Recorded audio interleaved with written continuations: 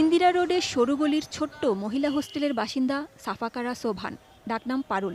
বয়স ৭০-এর কাছে। এই বয়সে সন্তান নাতি নাতনি নিয়ে যত্নে থাকার কথা থাকলেও বাস্তবতা যোজন যোজন দূরে। একসময় দামি গাড়ি হাঁকানো সাফাকারার পথ চলা এখন দুর্বিষহ।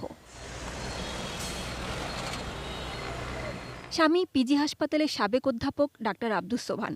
প্রথম স্ত্রী ৩ সন্তান রেখে মারা গেলে ১৯৮৩ সালে সাফাকারাকে বিয়ে করেন তিনি। নিজের সন্তান নিলেন না সাফাক, চাকরিটাও ছেড়ে দেন।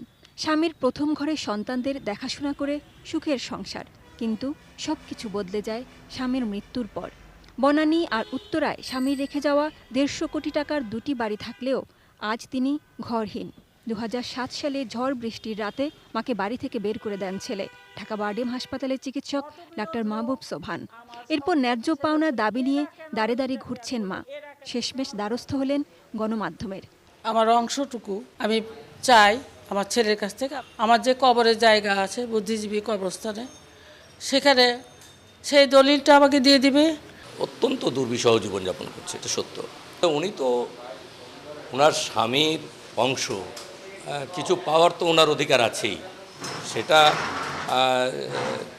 আমার তো মনে হয় ব্যাপারটা এতদূর না যাওয়াই ভালো ছিল। এই প্রসঙ্গে কথা বলতে রাজি নন অভিযুক্ত সন্তান। উনি আমার স্টেট ফাদার এবং এই পুরো ব্যাপারটা আইন সালিশ কেন্দ্র থেকে আসা। আইন ও সালিশ কেন্দ্রের মধ্যস্থতায় মাকে প্রতি মাসে ৮,০০০ করে টাকা পাঠান ছেলে। ডাক্তার সাহেবও উনি আমাদের কাছে এসে যে উনি যে দিয়েছেন তার অংশ বুঝিয়ে দিয়েছেন, এরকম কিছু দেয়নি।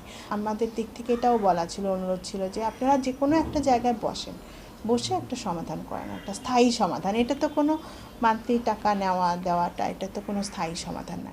জীবনের হিসেব ওলট পালট দেখছেন সাফাকারা। নিরুপায় হয়ে হস্তক্ষেপ চাইছেন প্রধানমন্ত্রীর। এত কিছু থাকার পরে আজ আমি কয়দিন পরে ঈদ, আমি কোথায় ঈদ করবো? হোস্টেল যখন ছুটি দিয়ে দেবে, কেন বললো আমার ছেলে যে উনি আমার